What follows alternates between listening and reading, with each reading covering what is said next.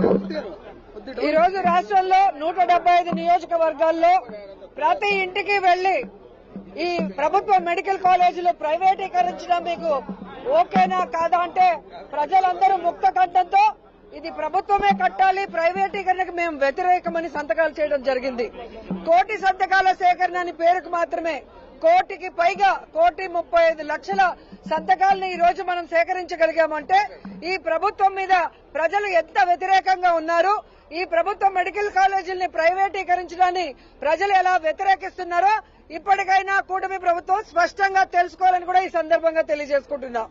ఈ రాష్ట్రాన్ని 17 మంది ముఖ్యమంత్రులు పరిపాలిస్తే ఎవరూ చేయనటువంటి విధంగా జగన్మోహన్ రెడ్డి గారు 17 మెడికల్ కాలేజీలకి శ్రీకారం చుట్టాడు. పర్మిషన్స్ తెచ్చి వాటిని కన్స్ట్రక్ట్ చేయడం కూడా జరిగింది. 7 పూర్తి చేశాడు. మిగతా 10 పూర్తి చేయాల్సిన బాధ్యత కూటమి ప్రభుత్వం మీద ఉంటే ఈ రోజు నాకు 40 ఏళ్ల సర్వీస్ ఉంది, నేను ఢిల్లీలో చక్రం తిప్పే హైదరాబాద్ కట్టానని చెప్పుకునే వ్యక్తి కనీసం 10 మెడికల్ కాలేజీలు కట్టలేకపోతున్నాడంటే ఎంత సిగ్గు చేయటో ఒకసారి మీ అందరూ కూడా ఆలోచించాలి. ఈ రోజు పేద విద్యార్థులు ఎవరైతే డాక్టర్ల వాళ్ళని కలలు కన్నారో వాళ్ళ కలల్ని కల్లలు చేస్తూ పేదలకి ఉచిత వైద్యం అందుతుంది, ఈ మెడికల్ కాలేజీలో సూపర్ స్పెషాలిటీ హాస్పిటల్స్ వస్తాయని కలలు కన్న వాళ్ళ కలలు కల్లలు చేసే విధంగా ఈ ప్రభుత్వ మెడికల్ కాలేజీని ప్రైవేటీకరించడం చాలా దురదృష్టకరం, దుర్మార్గం.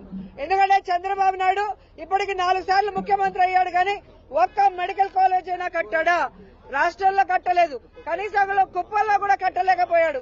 అందుకే ఈ రోజు పులివెందల్లో మెడికల్ కాలేజ్ పూర్తయినా దాన్ని ఓపెన్ చేయకుండా దానికి వచ్చిన 150 సీట్లను కూడా వెనక్కి పంపించాడు. అంటే జగనన్న అంటే ఈయనకి ఎంత అసూయ, జగనన్నకి మంచి పేరు వస్తుందన్న బాధతో జగనన్న పేరు చిరస్థాయిగా నిలిచిపోతుందన్న ఒక కక్ష సాధింపుతోనే ఈ రోజు ఇవన్నీ ఆపారు.